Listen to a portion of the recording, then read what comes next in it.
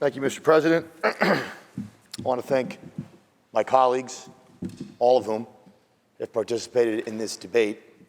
I want to thank the members of my conference who have stood up, and you can hear the palpable anger, frustration.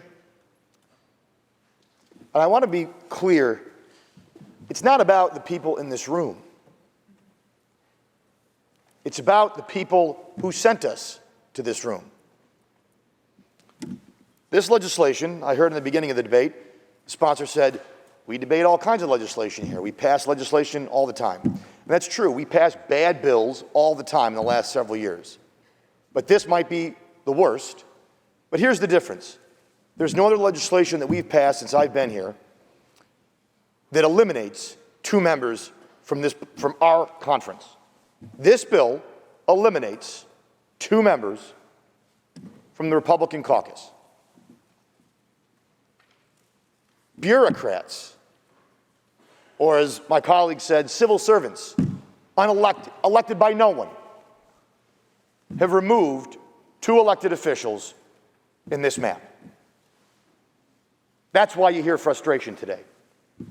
Now, my colleagues across the aisle, Senator, the sponsor, has talked about what's happened in the past. Now, he's much older than me, so he's been here longer than me. But I think it's important to note there's one difference. There's one difference this time.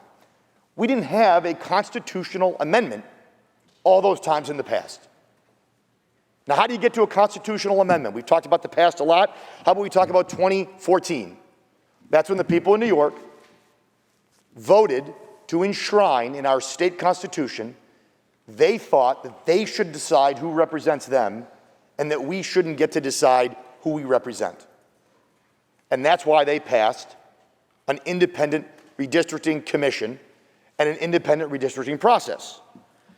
Now, that process, flawed, but a first of its kind here in New York, held public hearings all across the state, took in testimony from communities of interest, however you define them, all across the state. New York City, Western New York, North Country, Central New York, Hudson Valley,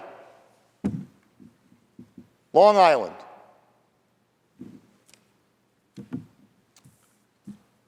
And when it failed, when the commissioners could not reach a conclusion, LAT4 took it over. Legislative Apportionment Task Force. I know where it is. It's at 250 Broadway because there's a giant sign down the hall from my office. Our appointee, Senator Lanza, he's our LAT4 appointee. He's the co-chair of the task force, and he never attended one meeting. Not one public hearing was held on a map that affects 20 million people. Now, you heard we took into account communities of interest. I have a letter here from the IRC to me, as well as my colleagues, the Speaker, the Majority Leader, and the Minority Leader of the Assembly. The enclosed flash drive contains files which are in the possession of the New York State Independent Redistricting Commission.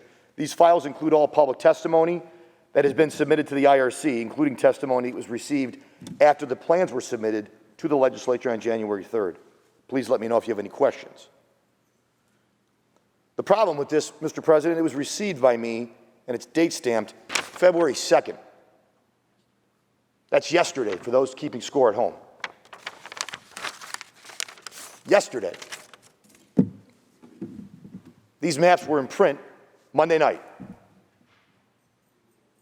So I would be hard, unless this information was received earlier by my colleagues, they didn't take it into account.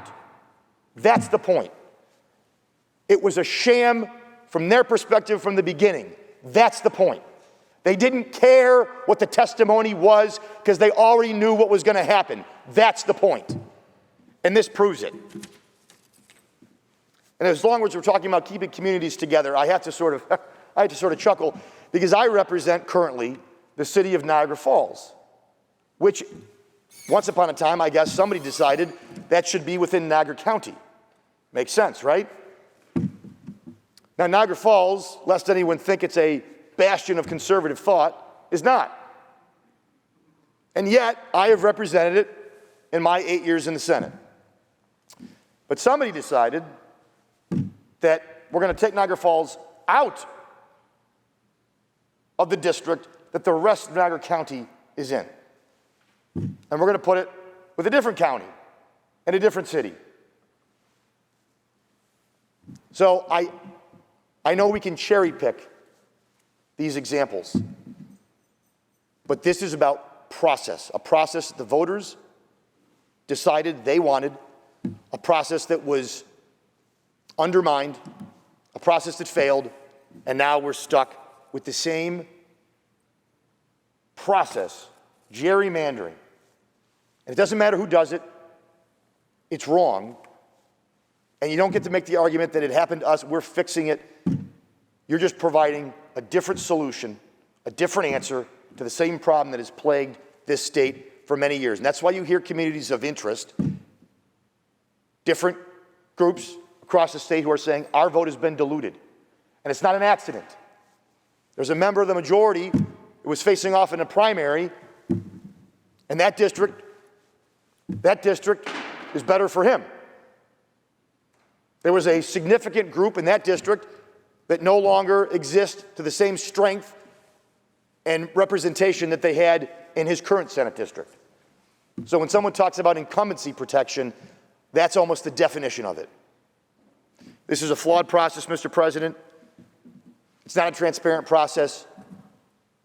It is the same result for New Yorkers, only a different part of the party is controlling it. And we're losing representation as a result, and New York City is picking up 2 additional seats as a result. That's a power shift, that's a power grab, and it doesn't serve this state. It does not serve this state well, and I believe it's in violation of our own Constitution, and that is why I urge all my colleagues to vote in the negative.